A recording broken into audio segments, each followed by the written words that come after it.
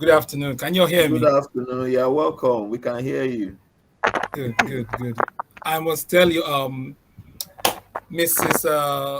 Ms. Adejoke and Dr. Digbo, as Mr. Malga Ayo calls him, have done justice. I must tell you, whatever they have said, just take it. That is what it is. And for Mr. Digbo, he told my line, and he has made my job actually very, very easy. Standing on all existing protocols, just permit me to appreciate the convener of Cyberfusion, who happens to be Mr. Ayo here, and his team, Coinbox, and Mr. Ruben Carlo. Thank you so much for this wonderful opportunity. Now, everyone here, the buzzword is cybersecurity, and I'll be going into I'll be creating scenarios for us, everyday scenarios that most of us have experienced, either heard, either seen, or either it has happened to us, to see how we can, from the first line of defense, start protecting ourselves. Because when people hear about cybersecurity, they think it's one expensive. No, it's not actually expensive if you just know what to do. So I'll be sharing my screen right now so we could proceed. Let me know when you could see my screen.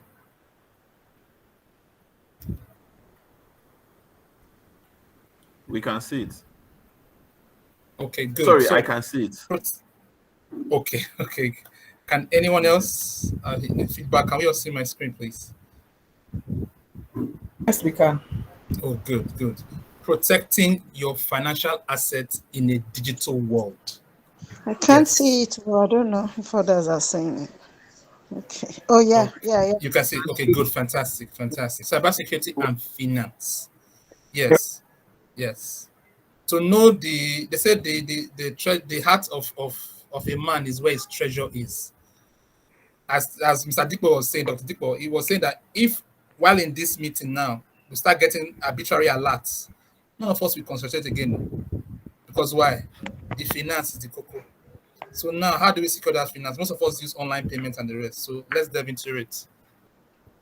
This wonderful tech guru said something. He said, if your business is not on the internet, then your business will be out of business. That's the very known fact. And we're on the Bill Gates.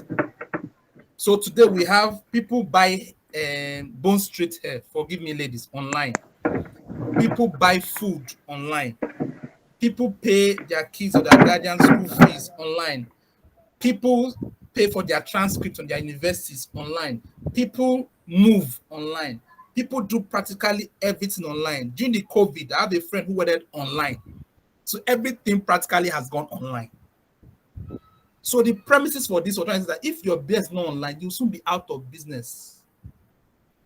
That is one key thing you should know. Now, if our business is online, how do we safeguard it?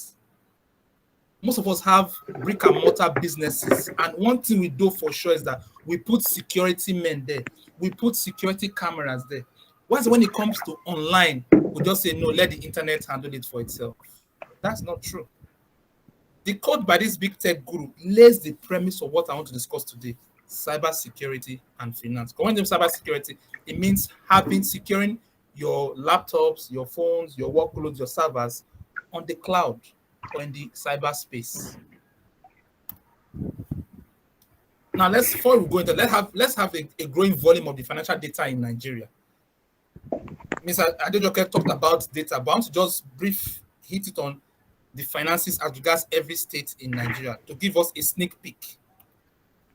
Now, from what you have here, these are all states that have generated internally generated revenue since this for 2020. The accurate figures for 2020. I want to use that as a case study. It stated that the growing volume of financial data is making it increasingly difficult for government and businesses to track and manage their finances, but it's also creating a new opportunity with the aid of technology. Mind you, when you hear technology in this case, it's both for the good and for the bad. I'm an ethical hacker, and they call us the white hat hackers because we help organizations find those areas that they are vulnerable to attacks. But we have the black hackers. They don't send you. When they see a vulnerability, they go there, they take your money, and they yank out the system. Some will take your money and tell you that, know what, pay us 20%. I have a friend of mine who in Lagos here, They run a financial organization, not a bank per se.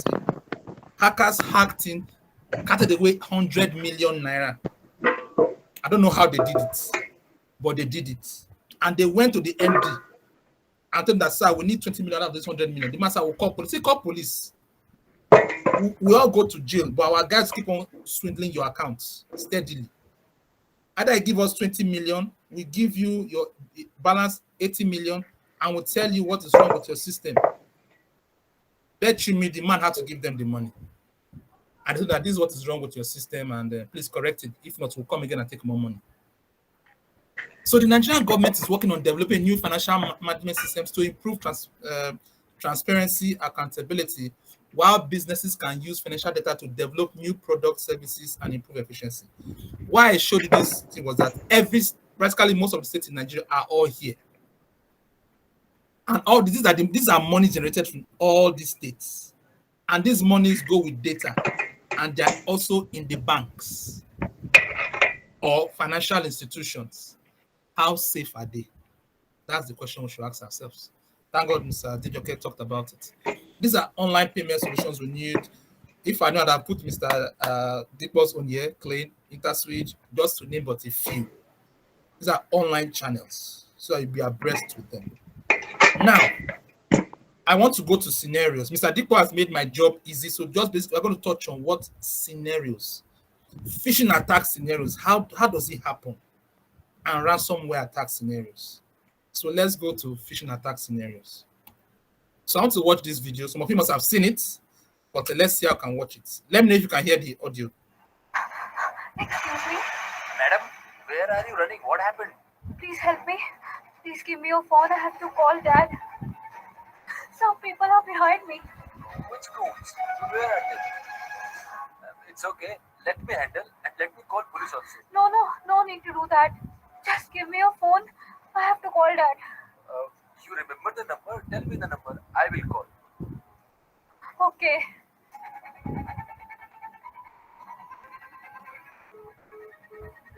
Huh? It's switch off. Yeah. Show me your phone, please. Let me call my husband. I don't remember his number. But when I dial, I may recall. Okay.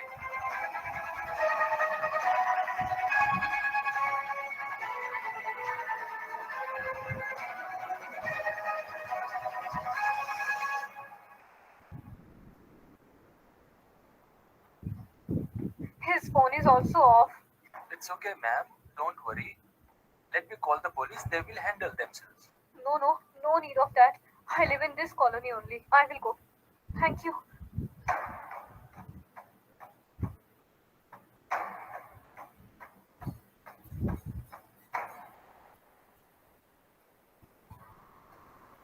Yeah, Anu, I met a strange girl. First she said some boys are following me. And when I asked to call police, then she said she lives nearby and man. Hurry, leave now.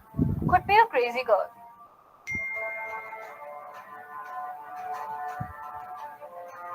Anu, what's this? You have debited 4 lakh rupees from your bank account? Yeah, how 4 lakh debited from my account? And I didn't buy anything. Did you tell your OTP to someone? No, I didn't get OTP either. How would I tell? Or else you must have tapped on an unknown link. No, I didn't have any link. So how it could debit it then? Let me visit the bank once. That girl must have done something. Yes, you are right. She did. Who are you? And how do you know? I'm Inspector Sanjay Sharaf, Cybercrime Branch. Many complaints were coming from this area that people are getting frauded. So we looked in and found out. But sir, how can someone get money without OTP and bank details? She will tell herself. Bring her. Tell them. How do you fraud with them? Actually, we do frauds forward and messages. What does it mean? Means their phone on the text of the message and on that. All calls and messages are forwarded to our number, and through their OTP, we empty their entire account. What? Did you see how good method it is? People's calls and messages are going to someone else and they don't even know. How do you take advantage of someone's trust? People won't help anyone after this. Don't you feel ashamed doing this? And yes, your partner is also caught. Play OTP game sitting in jail. Then I will recover your money from them. Okay? But be careful in future. Thank you so much, sir. You saved my money. And we will take care from onwards. Before giving phone to anyone, must check whether he is doing anything wrong.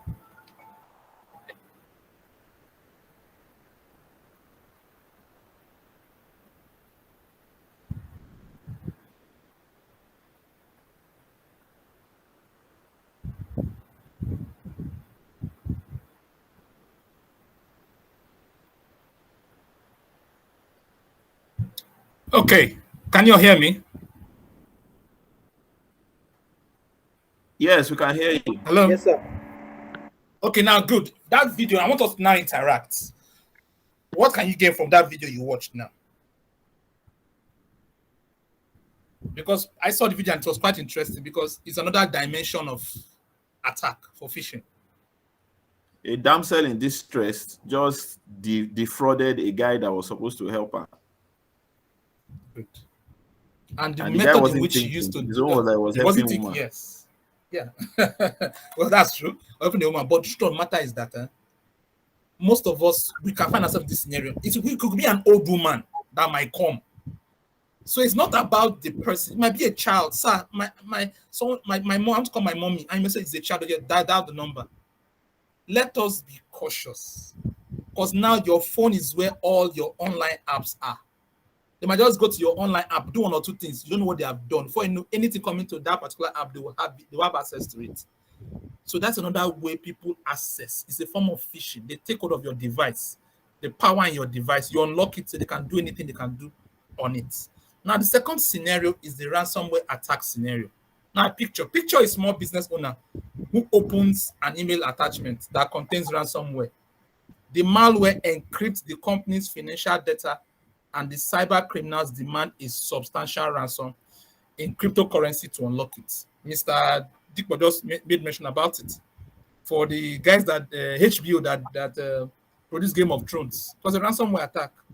And those guys were anticipating for the next season. It's coming. And then that if you don't do the necessary, we'll wipe it off. There's no money for you. So they had to pay. So these are all of us, when you're dealing with cyber criminals, you must think like them. Sorry to say, you must try and think like, okay, this my particular data I have, financial data I have. Okay, how can I attack it? And how can I protect it? That's why that's a cyber professional who thinks more like a policeman will not get anything done. I tell most of my colleagues, the effective cyber security professional is one that thinks like a policeman and also thinks like a thief. Forgive my use of words. Because that's where you can also to tell your organization that my organization, as of now, we are protected in this way. And in this way, and in this way. They'll say, how do you know? Say, because I tried to access it and I could not access it. I did that for one of our organizations. I tried to hack into our servers. I could not have access to it. And I told the leaders that, yes, we are secured in this for now because I can't access into it. So these are two scenarios out to be the area of phishing attack and ransom. Let us be careful. Don't click on anything that you don't understand, even in your organizations. Anything you don't understand, don't click on it, please. So how do I protect my financial assets? These scenarios have played out, and to avoid these scenarios, we will need to pay attention to three concepts: people, process, and technology. I call it PPT, PowerPoint, PPT.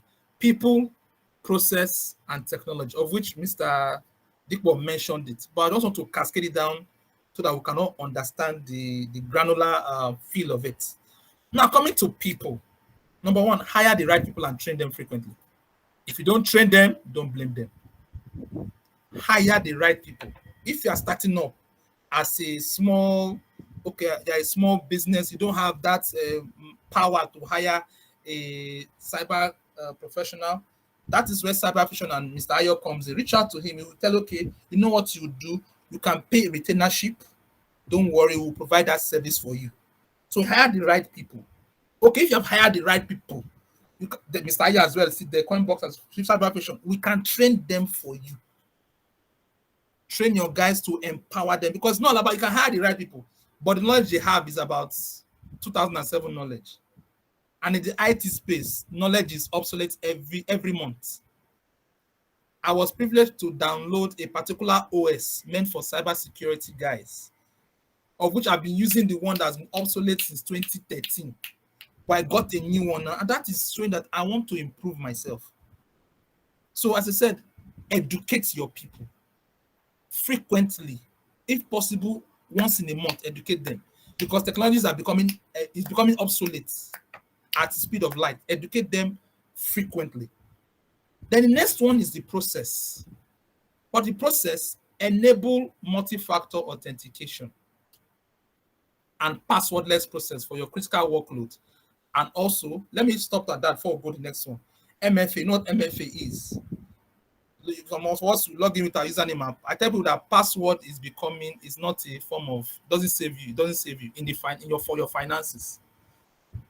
Fine, for your apps, you might use your password. But as time goes on, I've already recommended that to some financial institutions, that should find a way to start giving people, we have free authenticators. Google has, Microsoft has. You can work with them so that you can save yourself of trying to give people physical tokens. My bank now, I went the other day to go and ask for a physical token. I know the banks want to make money, but what if someone loses the token? How much can you be producing per time? Why not align with, you can create an online authenticator app where people can sync their account with it, so that once they are logging in, it will request them to go there and generate a number for themselves only. So that is what multi-factor authentication helps us to do, coupled with the passwordless, because the world is moving towards passwordless, whereby you don't need password anymore. Once I know that it is your device that is connected, I send you a number. You go to that authenticator, I'll put that number there, it authenticates it without any form of password. That's very quick. That's your process. And also now go to monitoring financial accounts. Mr. Dikpo said it. Regularly check your bank and your statement, your account balance. It's not a crime. Just check it. Your accountant should be, let's check. That's the way you can detect. Because sometimes it could be even in the midnight. You might be sleeping, and most of us are not aware, even to your kobo.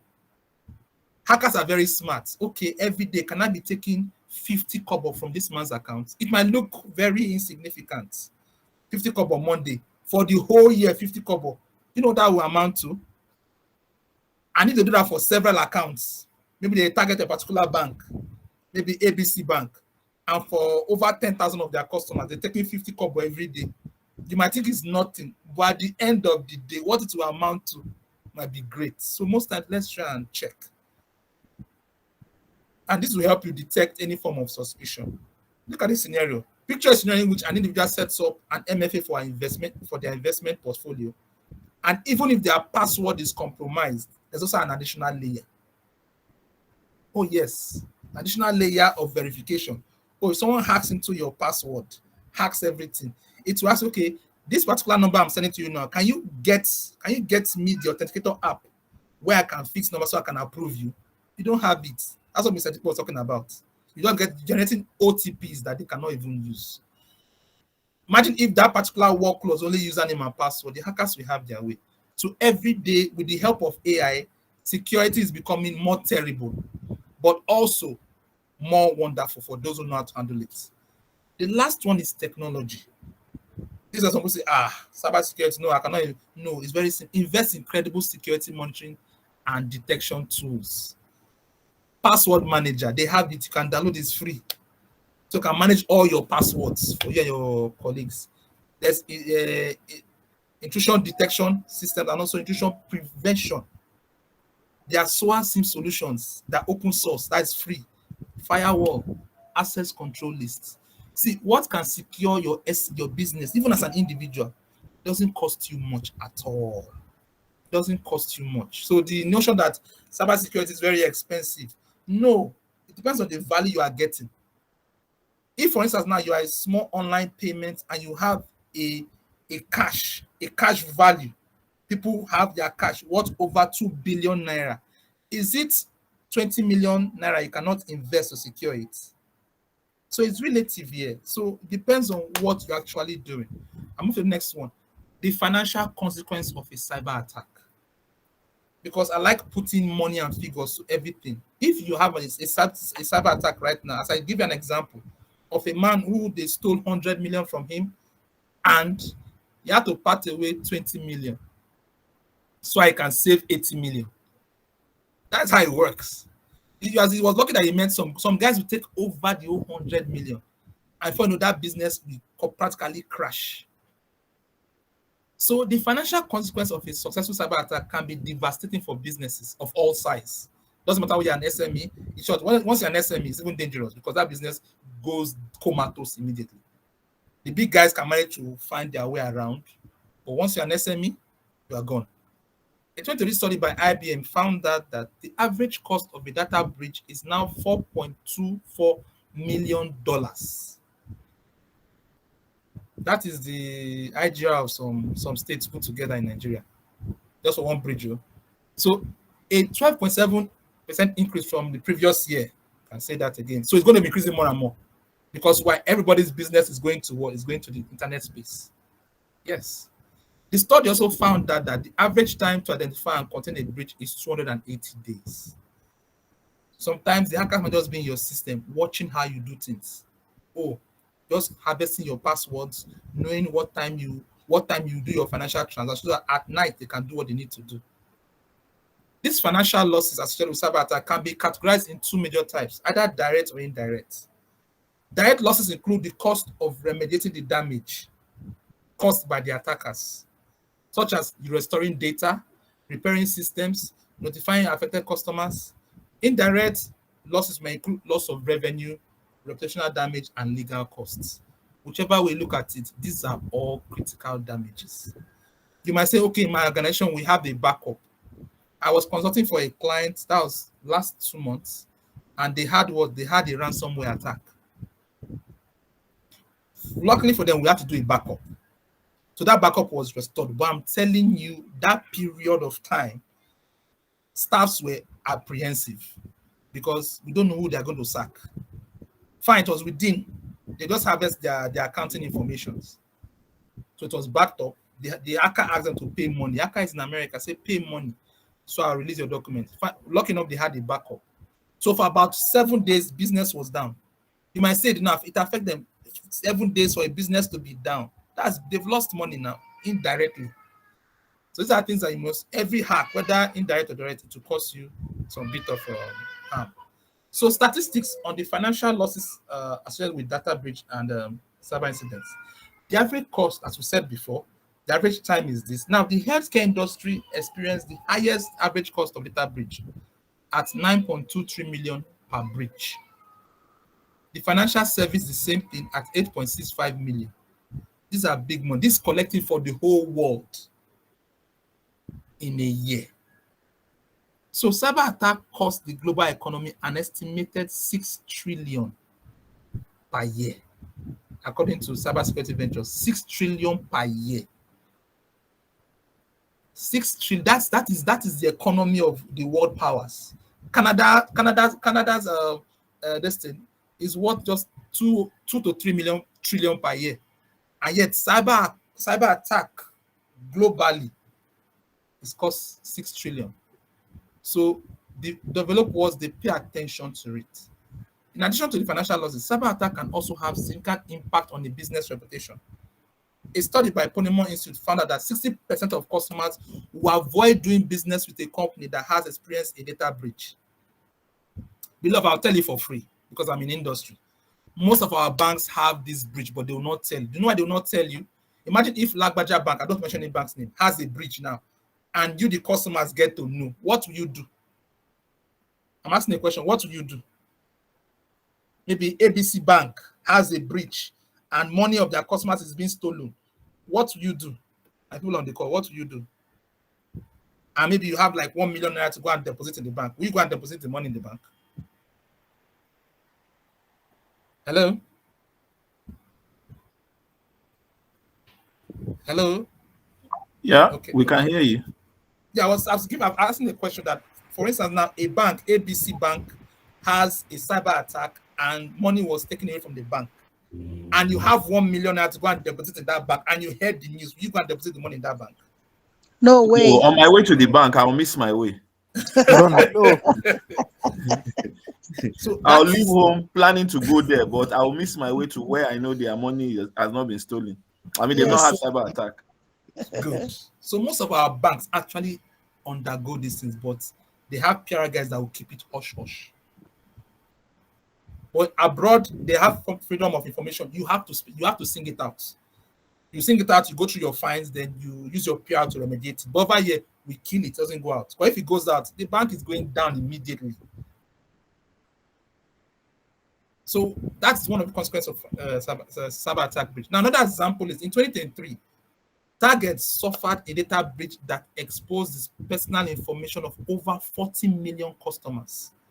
The breach cost Target an estimated 202 million in direct losses and 100 million in indirect losses. In 2017, Equifax suffered a data breach that exposed the personal information of over 140 million Americans. The breach cost this company 4 billion in both direct and indirect. In 2021, Colonial Pipelines, it's another company in America, suffered a ransomware attack that cost them 4.4 million in ransom payments.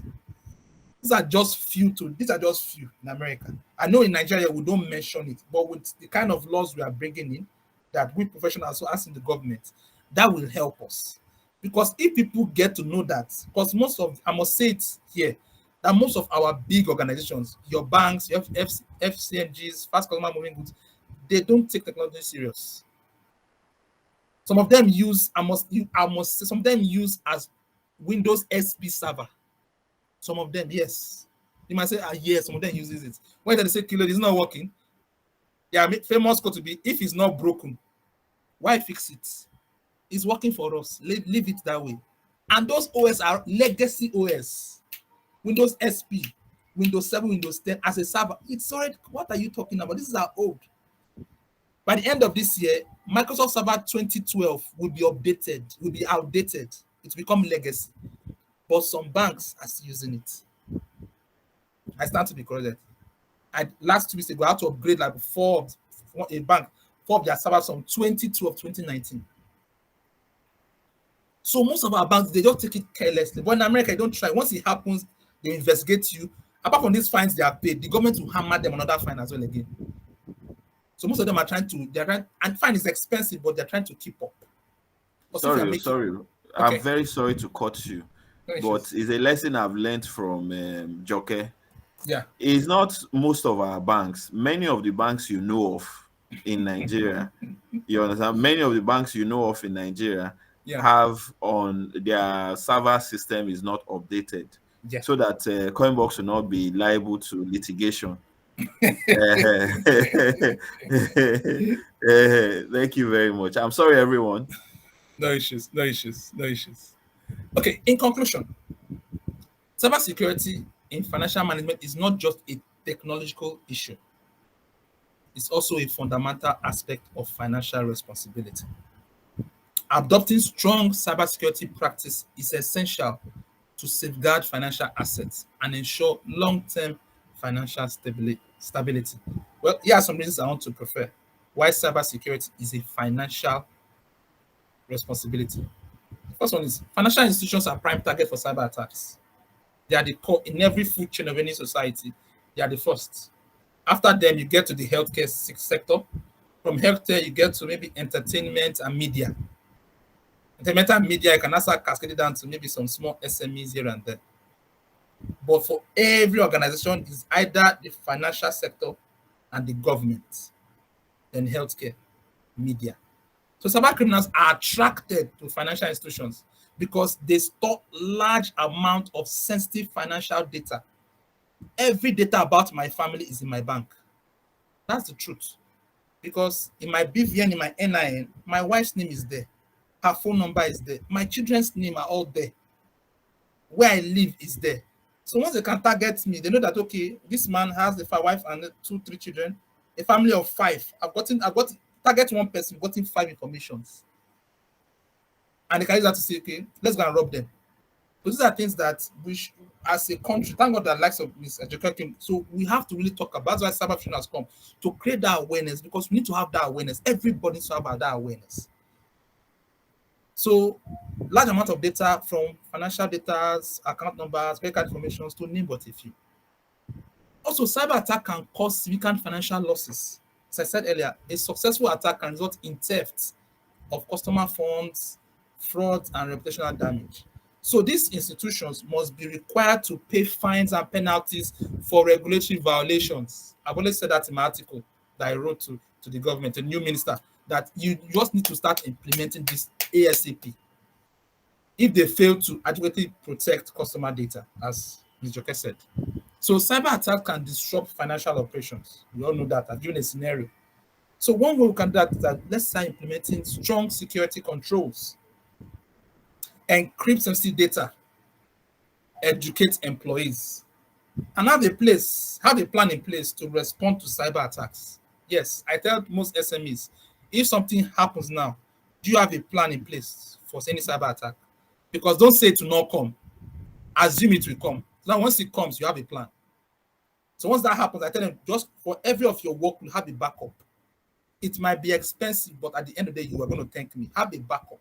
Or you have a server where you do your activities. Have a backup of that server somewhere.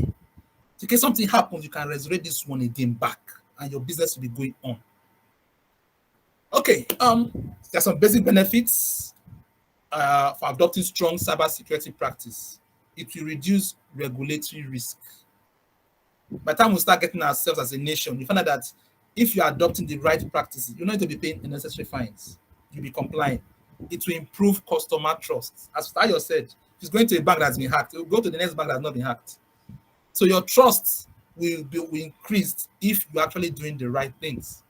They also create an overall competitive advantage for you as well, because in the digital world, cybersecurity is very, very key. And overall, cybersecurity is a fundamental aspect of financial responsibilities for safeguarding every form of financial assets and ensuring long-term financial stability for any economy. I hope with these few points of mine, I've not been able to confuse you, but to convince you that we need cybersecurity in every of our financial dealings. Thank you so much, and I'm open for your questions. Thank you so much. I mean, this has been very, very useful and interesting. See, I know that some of us might have come across some video clips of some guys that were caught recently. Maybe not even recently. These clips are all over the place. I mean, these are guys they don't sound very educated, but they speak very intelligently. In fact, they were actually very boastful about how easy it is to hack into some of our banks and financial institutions. I mean, and is it that very easy? Is there some place where they gather that knowledge, or are there some schools out there that are teaching them on how to hack into those financial institutions? Okay. Now let me answer that question. There's one saying that my mother used to say, that is the rat in the house that tells the rat outside that there's a fish somewhere that our oga has not swept into the dustbin. So that's the premise I want to start from. Sorry to say, Mr. Ayo, but I just have to say this. There are some insider guys in the bank. See, Mr. Abiola, if, like, for instance, now, it happened to me. There was time that I was doing Forex business and I was making some wins. Dollars was entering my account. There's one that I found out confession. On a Saturday, I was working. All of a sudden, $33 left my account. I nearly had high blood pressure. $30. So then, not when dollar was 1,000. No, then when dollar was like 500. I nearly just, what's this? I had to call the bank, say, please stop my account. I said, stop asking my account is a video player. Stop my account. Stop my account. So they have observed the trend that money is into this account. How much? And it's in dollars. Let's see how. There are insider trading going on, and there's no form of regulatory supervision. I must be honest with you. Sorry, I'm telling my guy that I know I'm not trying to criticize our banks, but that is where it starts from. Someone needs to say, Mr. Abiola, there's an account here. You have guys, let's see how I can take some money from there. That's what happens. And these guys know what these guys now do. They'll now go to the dark web. Dark web is a place where everybody goes, and they buy tools for as low as $10. They buy those tools. Some of them is even free with the condition that if you hack, we'll share the loot. It's in the dark web. They have their own browsers. They have everything that they will use. The ones they hack, you can't even trace themselves. As an ethical hacker, I have those tools, but I don't use them for bad things. I use them to help my customers. So these things I understand where you're coming from. The bank itself has to see how they can really sanitize the inside, because there are guys doing the things. They'll say, just call the person and sell him a phishing attack dummy. That's why this your BVN, we have sent you a PIN. Once you start, you'll now just have to wipe your money off your account, or they find a way to say they can get your details and not boldly just start removing your money. And when you go to the bank will say, you are the one that authorized it. How can you sue? If you sue, the case will be long. Do you have the lawyers to embark on that? So when I talk to fellow men like me who are not actually in the system, I tell them the honest truth. That's why most times I was privileged to meet someone who knows the Minister of Digital Communication. And I said, see, we have to start implementing regulatory sanctions for all our banks, FCM, and the rest. Because things are going on. So there's a connivance somewhere.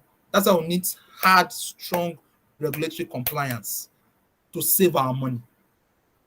That's why most old women don't want to bank with the banks. They don't want it. They are scared.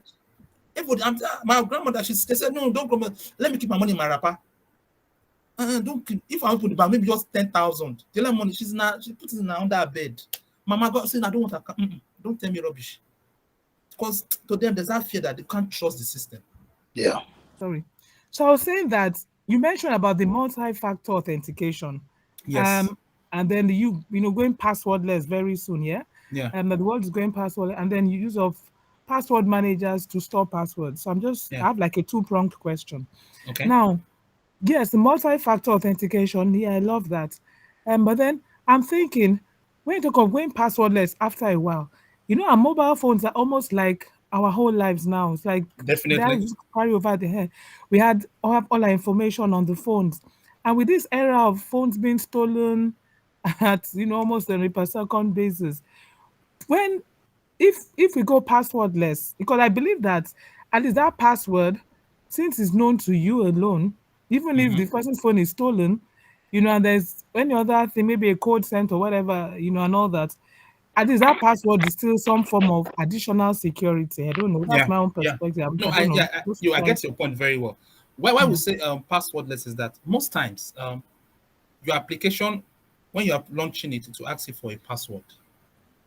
After like a period of 60 days as well, you might be doing password. When you want to enter, can you enter your password again? That's why I call it multi-factor authentication. So by the time we now progress very well to passwordless, even with the passwordless as well, there's going to be a code. If your phone is stolen, like for instance, now I use a Microsoft Authenticator app or a Google Authenticator or any Authenticator app that supports passwordless.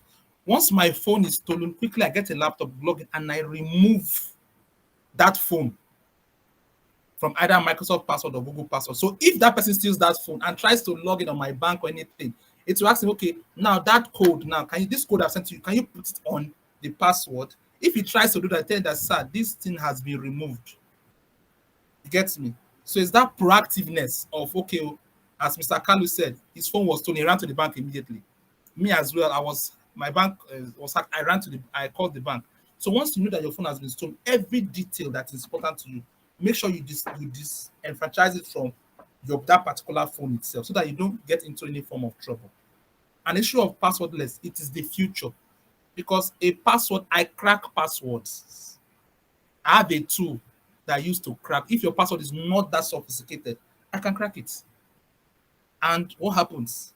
Now, if you're only using just password alone, it's easily crackable now.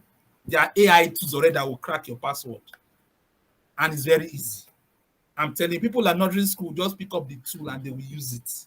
So why keep yourself with that kind of barrage of tools, informations, applications, to only just an app, a username and a password? That might not be good, especially for your banking applications. It might not be fair. There's some limits you want to transfer. They will ask you for your token. The banks will ask for your token because this kind of money can't leave the account without a security authorization. So the reason why it's done that way. So it's the way to go. So whenever such happens, please make sure you find a way to remove that authenticator app from that phone. That way you cripple their activities. I hope I answered your question. Yeah. Yes, you have. That's why cybersecurity thing is always so scary. Yeah, I can understand you. Yeah, it's scary. Okay, how safe is the use of the password manager? Actually, I personally, I'm always very skeptical that this thing that you're going to download and store your password on online again. Everything online is just like it just exposes you. Yeah, it does. It does. The password manager, it will help you because, for instance, now it's not good to have one password for everything. Some people use their password for Facebook. Yes, I know that. Yeah, for their banking application. So once a smart hacker knows that already, okay, if for instance you use ABC Bank and is your Facebook account, I crack your password, I go to ABC Bank, I can log in, I go to your YZ Bank account, I can log in, or your GJ, I can just use one password and access everything. So password manager helps you to manage all those things at once. And I guess there's an SLA for password manager that they will not sell your password out. If they do that, you can sue them. There's an SLA around that. So let's try and read SLA. So we'll say agree. There's an SLA around password manager. They'll just keep your password and they'll secure it for you. So in case you're going to a site, okay, my bank site, okay, which password you want to use? Okay, it's that of my bank. It just surrendered for you. And also make sure that your browser is also locked. Sync your browser to your username of your laptop. That way, if you want to do anything, it will ask you for a password. So it's a journey. That's what cyberfusion is. It's a journey. We're going to be educating you on how to do these things. So sync the browser name to the user. No, sync your username and your password to your browser. Okay. I do that very well. Yes. Oh, okay. Yes. Okay. So, like, if you want to access any app on my browser to tell you, okay, what's your password of this particular system? If you don't have it, or yours is your case. You get me? So that password manager can help you do that as well, very well, to help you store different passwords.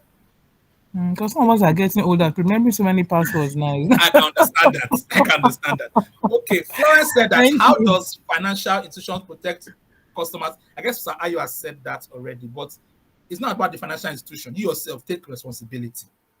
I guess from all the stories we shared, fine, the bank has a fault, but we as well, we also have a major fault. So try and make sure that you don't give your PIN out and be cautious about your financial details. So, ladies and gentlemen, thank you so much for this opportunity. Hello, sir. You didn't answer the second part of that question. Okay. When your funds have been fraudulently withdrawn, as is done in the protect. Okay, customers. Okay, okay. When your funds, okay, for funds, that's why there's going to be an investigation. Once your funds have been withdrawn illegitimate, as Mr. Ayo said, there will be an investigation to know who is right and who is wrong. Initially, we might say, okay, the bank is wrong. Sometimes the bank also, they are wrong. But sometimes we are right. So that's going to be open for investigation. There's no one stick to say it's always the bank or it's always you. So once you open that door for investigation, we will now know who was actually right and who was actually wrong, and lessons will be learned. That's why the bank, they hammer it all the time. Please don't give your BVN out, your PIN out. They always hammer it every time. But sometimes I guess we don't take note of that. So financial institutions, they will protect your money. And if it's their lapses that caused your money to go out, and if, for instance, now ABC Bank in Nigeria was hacked and money went out, and I get breach of it, I'll go and sue. And you as well can sue. So the bank will just say, no, what? We'll settle out, no, sue. That's what the bank's trying to be afraid of. So the bank most times try to up their game by investing in technology, by which you can do more. So whatever happens, investigation will be carried out to know who is right and who is wrong. In developed countries, this is what they do. Before they now bring on the sledgehammer to say, okay, you are the one at fault. So investigations will have to be done first of all to know who is right and who is wrong when it comes to money matters. So I hope I've been able to answer your question. I'm just wondering, the use of your BVN details being linked out there. I need to know what are the examples of how an hacker can use the details of your BVN to actually scam you or actually remove money from your accounts. I want a scenario on that. Thank you. Okay, for that, but say no, your BVN is with your BVN, they can be able to have access to the details of all your banks. And as I said earlier, your BVN also comes with most of your cards also attached to your banks. They might not need to go to your bank portal and actually remove your money. most of your card details are attached to your BV. Just your bank is there, so they'll find a way to get those details. What they need from you is for you to just tell them that OTP that has been sent. You get me? As the truth matter that the SCID, that is in charge of financial crime, I don't want to play this scenario out for everyone, but I have an idea of how they do it. So once that is just what I want you to do, just protect yourself. I know you want to know how they are doing it. I don't know why you know that information, but how they are doing it should not even concern you. How you need to protect yourself. Because once they have your BVN, your banks are there, your cards are attached to your BVN. Like if you're an InterSwitch right now, for every Verve card I have, InterSwitch has the details. Go and verify. InterSwitch has all the details of every of my Verve card. It's not left for me now. If I now say go and give out most of those cards are the PIN. Someone hacks me, I say InterSwitch. I should tell that it didn't not from us. So the OTP came from you, as Mr. Ayo said. So that's how your BVN works. Your banks are connected to your BVN, and those cards as well also connected to those banks. That's how they can leverage on that and see how they can pull out the OTP that will be sent to you. They want to use your card now to pay for an airline ticket, and they'll need an OTP, or that OTP sent to your phone. Can you send? Do not mistakenly send to them. They start the spending spree or the deducting spree. So it's left for you. The onus lies on you right now. Protect yourself. Forget what the criminals are doing. It's like saying, okay, let me see how I'll go and fight the terrorists. You protect yourself. Because fighting terrorists, it will be an endless war. You try and protect yourself. That's just my own simple advice. Is that okay, Mr. Monday?